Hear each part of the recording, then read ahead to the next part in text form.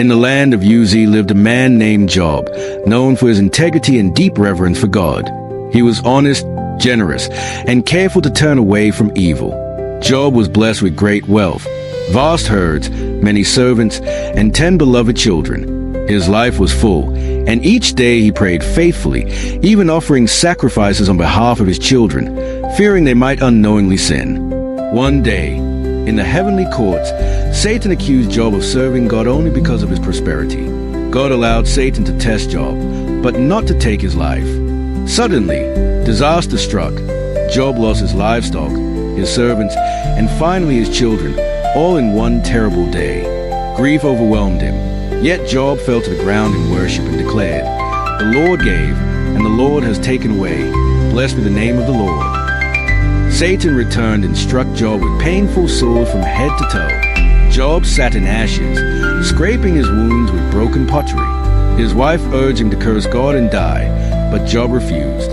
Soon, 3 friends, Eliphaz, Bildad, and Zophar, came to comfort him. When they saw his suffering, they wept and sat with him in silence for 7 days. At last, Job spoke, cursing the day of his birth and pouring out his anguish. His friends responded, insisting that suffering must be the result of sin.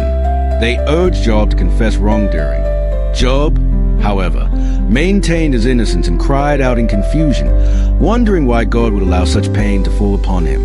As the debates continued, Job grew bolder. He longed to present his case before God, certain that he had lived righteously.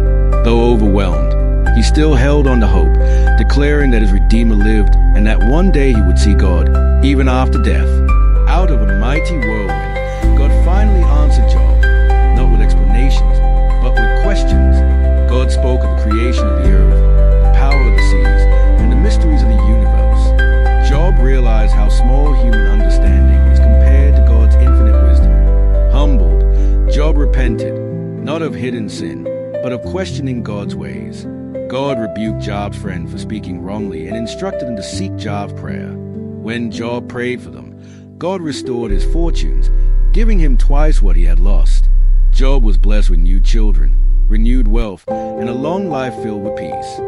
Job lived many years afterward, seeing generations of his family.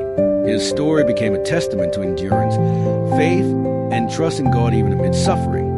Through Job, the world learned that faith is not proven by comfort, but by steadfast hope in the midst of trials.